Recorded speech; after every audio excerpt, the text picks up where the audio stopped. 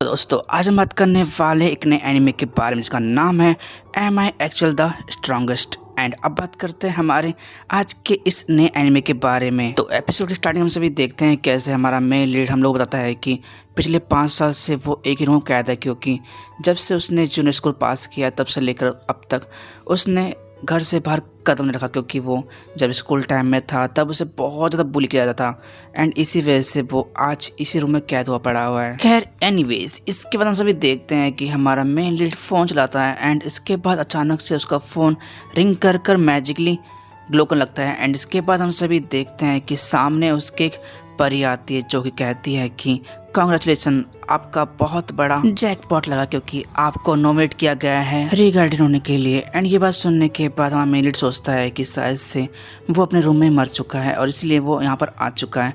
And इसके बाद वो एंजल बोलती है कि जिस दुनिया के अंदर तुम जा रहे हो उस दुनिया के अंदर मैजिक सब कुछ है, इसलिए मैं तुम्हें थोड़ी एक्स्ट्रा पावर दे दूँ जिसकी वजह से तुम अच्छी तरह से वहाँ रह सको। उस एंजल गॉड की बात सुनने के बाद हमारा मेन लीड सोचता है कि अगर मुझे फिर से री-गाइड होने का मौका मिल रहा है तो मैं अब की बार एक शांति पूर्वक जगह जाना चाहता हूँ जहाँ पर मैं आराम से रह सकूँ। एंड इसके बाद हम सभी देखते हैं कि वो गॉड लेडी हमारे मेन लीड को री-गाइडेंट कर देती है। एंड इसके बाद हम सभी देखते हैं कि हमारे मेन लीड का री-गाइडेंट जन्म हो चुका होता है। एंड इसके बाद हमारे मेन लीड की आंखें खुलती है जहाँ पर एक बेबी होता है एंड वो देखता है कि उसका जन्म एक किंग के यहाँ पर जन्म हुआ है। और किंग हमारे मेन लीड को देखकर खुश होता है क्योंकि उसे खुशी होती है कि उसके यहाँ पर किसी लड़के ने जन्म लिया है। एंड इसके साथ साथ वो नोटिस करता है कि उसके चेस्ट पर रॉयल इंजीनियर है, जिसकी वजह से साबित होता है कि वो उनका ही बेटा है। खैर दूसरी ओर हम सभी देखते हैं कि हमारा मेन लीड सोचता है कि यार मैंने तो एक रॉयल फैमिली का जन्म लिया है, इसलिए अब मेरी लाइफ काफ़ी ज़्यादा अच्छी होगी। लेकिन तभी हम सभी देखते हैं कि वहाँ का किंग अपने प्रिंस की पावर को देखना चाहता है कि आखिरकार उसके अंदर कितनी मैजिक पावर है। एंड इसके बाद हम सभी देखते हैं कि वो वहाँ पर ओप मंगाते हैं एंड जैसे ही वो ओप हमारे मेन लीड के सामने आता है तो वो ओप कुछ ज़्यादा ग्लो करने लगता है, जिसकी वजह से वहाँ का किंग सोचता है कि शायद से मेरे बेटे की पावर 40 से 50 तो होगी। लेकिन जैसे ही रिजल्ट आता है तो वो काफ़ी सॉफ्ट होता है क्योंकि उसके अंदर ओनली 2 लिखा होता है, जिसकी वजह से वो सोचते हैं कि ये बच्चा कोई भी एलिमेंट यूज़ नहीं कर सकता, ये बस ओनली बैरल मैजिक यूज़ कर सकता है। और ये सारी बात सुनने के बाद किंग सोचता है कि आखिरकार ऐसा कैसे हो सकता है, मेरा बेटा फ्लैश प्रिंस का बेटा ऐसे कैसे हो सकता है, हाउ। और इसके बाद दूसरी ओर हम सभी देखते हैं कि प्रिंसेस भी यही कहती है कि अगर लोगों को इसके बारे में पता चला तो शायद से हमारे लिए अच्छा नहीं होगा। एंड इसके बाद वो डिसाइड करते हैं कि हम दोनों ये दिखाएंगे कि हमारा बेटा जो हुआ था वो होने के बाद ही मर गया था। एंड इसके बाद हम सभी देखते हैं कि हमारा मेन लीड सोचता है कि आखिरकार ऐसा कैसे हो सकता है, मैं तो अभी हाल ही में रीइनकनेक्ट हुआ हूँ, आखिरकार मैं कैसे मर सकता हूँ। एंड इसके बाद हम सभी देखते हैं कि वहाँ के किंग बोलते हैं कि जाओ जाकर इस बच्चे को जंगल छोड़ के आ जाओ। खैर दूसरी ओर हम सभी देखते हैं कि वहाँ पर गॉड ये सब कुछ देख रही होती है और सोचती है कि आखिरकार ऐसे कैसे हो सकता है। एंड तभी वहाँ पर दूसरी गॉड कहती है कि क्या हुआ, जिस पर गॉड कहती है कि मैंने हाल ही में एक बच्चे को रीइनकनेक्ट किया है जिसको मैंने बहुत पावर दी है, लेकिन फिर भी ये लोग उस बच्चे की पावर को मेजर करने के अंदर उन्होंने गलती करी, जिसकी वजह से उनको लगता है कि शायद से इस बच्चे के अंदर कोई पावर नहीं है। ये सारी बात सुनने के बाद दूसरी गॉड बोलती है कि आखिरकार तुमने उसे कितनी पावर दी है, जिस पर गॉड कहते हैं कि मैंने 1002 से पावर दी है, लेकिन बट उनका डिवाइस जो है वो उनके प्लैनेट के हिसाब से काफ़ी ज़्यादा ओल्ड है, जिसकी वजह से वो इसकी पावर को मेजर ढंग से नहीं कर पाए। खैर एनीवेज, इसके बाद सीन चेंज होता है जहाँ पर हम सभी देखते हैं कि हमारे मेन लीड को एक जंगल में फेंक दिया जाता है, जहाँ पर हम सभी नोटिस करते हैं कि हमारा मेन लीड उठने की कोशिश करता है, लेकिन बट वो एक बेबी है ना, इसलिए वो उठ नहीं सकता। लेकिन फिर वो याद करता है कि उन्होंने कहा था कि मैं एक बेरल मैजिक यूज़ कर सकता हूँ। एंड इसके बाद हमारा main lead barrel magic use करने स्टार्ट करता है, जहाँ पर हम सभी देखते हैं कि हमारा मेन लीड बेरल मैजिक को यूज़ करने में सफल हो जाता है। एंड इसके बाद वो एक क्यूब बनाता है, जिसकी वजह से वो अपना आप को उससे कवर कर लेता है, जिसकी वजह से वो उड़ पाता है और कहता है कि यार मैजिक करना कितना इजी है। एंड वो उड़ते हुए देखता है कि अब वो इस मैजिक को सही से यूज़ कर पा रहा है। एंड ये सब बोलते हुए खुश होता है मन ही मन में। एंड लेकिन तभी हम सभी देखते हैं कि अचानक से हमारे मेन लीड के ऊपर एक वुल्फ अटैक करता है, जिसकी वजह से थोड़ा बहुत डर जाता है, लेकिन बट उस बैरियर के अंदर रहने की वजह से हमारा मेन लीड सिक्योर रहता है। लेकिन उस वुल्फ को देखकर हमारा मेन लीड थोड़ा बहुत गुस्से में आता है एंड उसके बाद वो छोटे छोटे क्यूब बनाकर उस लोमड़ी को मारने लगता है, जिसकी वजह से हम सभी देखते हैं कि उस वुल्फ को कुछ भी नहीं होता। लेकिन फिर हमारा मेन लीड सोचता है कि शायद से मुझे कुछ बड़ा करना होगा एंड इसके बाद हमारा मेन लीड उन स्क्यूब की वजह से पेड़ को कवर करके वो उस वुल्फ को मारने लगता है। लेकिन वो वुल्फ गिरने के बाद भी फिर से दोबारा उठ जाता है एंड इसके बाद उनकी वजह से हमारे मेन लीड को और ज़्यादा गुस्सा आता है और वो ज़मीन का एक बड़ा हिस्सा उठाकर उस वुल्फ को मारता है, जिसकी वजह से वुल्फ कहती है कि रुको रुको, मैं सरेंडर करती हूँ लेकिन मुझे मारना बंद करो।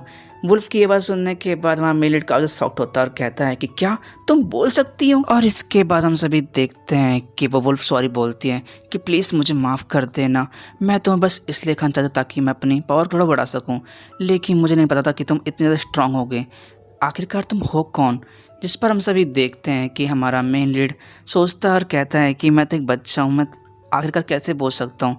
एंड तभी वो अपने बैरर पावर को यूज़ करता है, वो अपने बैरर को अपने गले में लगाता है, जिसकी वजह से वो बोल पाता है और वो सोचते बोलता है हेलो, जिस पर वो वुल्फ काफ़ी ज़्यादा शॉक्ड होती है और कहती है कि तुम बोल सकते हो, आखिरकार तुम्हारा नाम क्या है। जहाँ पर हम सभी देखते हैं कि हमारा मेन लीड सोचता है लेकिन वो उस वुल्फ को अपना रियल नेम नहीं बताता जो उसे किंग ने दिया था, जहाँ पर उसका नाम था रियन हार्ट, लेकिन वो अपना फेक नेम बोलता जो होता है उसका हारुटो। और इसके साथ साथ वो बोलता है कि उसने किंगडम के जन्म लिया था, लेकिन बट उसकी पावर कम होने की वजह से उसके पेरेंट्स ने उसे वहाँ से इंडिपेंडेंट कर दिया। ये सुनने के बाद वुल्फ नोटिस करता है कि उसके अंदर तो बहुत ज़्यादा पावर है, इतनी पावर तो किसी ह्यूमन के अंदर नहीं हो सकती जितनी उसके अंदर है। कहीं तुम डीमन किंग तो नहीं है जो यहाँ पर रियन कनेक्ट करके आया है। वुल्फ की बात सुनने के बाद हारुटो सोचता है कि आखिरकार वो कैसे बताए कि वो पिछले जन्म के अंदर बहुत बड़ा लूजर था, जिस पर हम सभी देखते हैं कि हारुटो झूठ बोलता है और कहता है कि हाँ मैं ही डीमन किंग हूँ जो यहाँ पर रियन कनेक्ट करके आया है।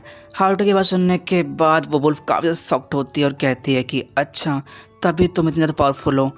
एंड ये सारी बातें बोलने के बाद वुल्फ कहती है कि मैं तुम्हारे आगे कुछ भी नहीं हूँ, तुम चाहो तो मुझे मार सकते हो। एंड ये सारी बातें बोलने के बाद वुल्फ वहाँ लेट जाती है। उस वुल्फ को ऐसा करते देखते हारुटो बोलता है कि नहीं, मैं तुम्हें नहीं मारने वाला, जब तक तुम मुझे कुछ नहीं करो तो मैं कुछ भी नहीं करूँगा। हारुटो की बात सुनने के बाद वो वुल्फ कहती है कि आप कितने दयालु हो, आपने मेरी इतनी बड़ी गलती माफ़ कर दी। एंड इसके बाद हम सभी देखते हैं कि हारुटो बोलता है कि फिले अब मैं जा रहा हूँ। एंड ये सारी बातें बोलते वो जान लगता है, लेकिन तभी वो वुल्फ कहती है कि मालिक आपने मेरी जान बख्शी है और आपने मुझे एक नया नाम भी दिया है, इसलिए हम दोनों के बीच में अब एक रिश्ता बन चुका है। इसलिए मास्टर आज से आपकी मैं सेवा करूंगी और मैं पूरी जिंदगी आपकी सेवा में गुजार दूंगी। जिस पर हारुटो बोलता है कि सॉरी मुझे माफ़ कर देना, मैं किसी तरह का यहाँ पर रिश्ता बनाने नहीं आया था।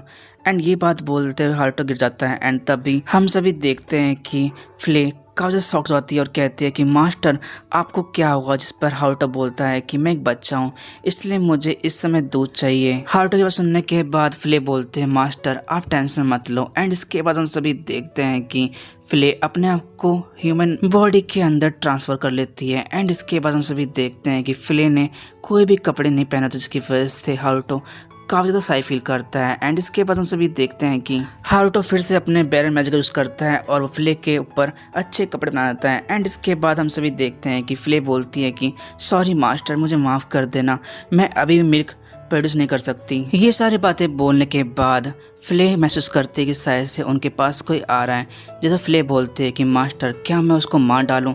जिस पर हारुटो बोलता है कि नहीं, पहले तुम उससे बात करो और पूछो कि आखिरकार उसे क्या चाहिए। एंड इसके बाद हम सभी देखते हैं कि हारुटो फिर से अपने बैरल मैजिक का यूज़ करता है, जिसकी वजह से वो फ्ले से बात कर सके। एंड इसके बाद हम सभी देखते हैं कि वहाँ पर वो आदमी कहता है कि मैं इस बच्चे को यहाँ से ले जाना आया हूँ। जिस पर फ्ले बोलती है कि नहीं, तुम इसको यहाँ से नहीं ले जा सकते। जिस पर वो आदमी कहता है कि तुम्हारा कौन सा हक है मुझे रोकने का। जैसे फ्ले बोलती है कि हाँ मुझे हक है, क्योंकि ये थोड़ी देर पहले मेरे मास्टर बने, इसलिए मुझे इस चीज़ का हक है। जिस पर वो आदमी कहता है कि देखो ये बच्चा मेरे रिलेटिव का है, क्योंकि इसके पेरेंट्स ने इसको इंडिपेंडेंट कर दिया, जिसकी वजह से इसको यहाँ पर आना पड़ा, लेकिन मैं इसको फिर से यहाँ पर लेने आया हूँ। उस आदमी की बात सुनने के बाद फ्ले बोलते हैं कि आखिरकार इंसान कैसे होते हैं, वो किसी बच्चे को इंडिपेंडेंट करने के बाद उससे फिर से अकेले जा सकते हैं। फ्ले की बात सुनने के बाद वो आदमी कहता है कि देखो मैं एक अच्छा इंसान हूँ और मैं इस बेबी की हेल्प करने आया हूँ, इसलिए मैं इसके लिए दूध भी लेकर आया हूँ।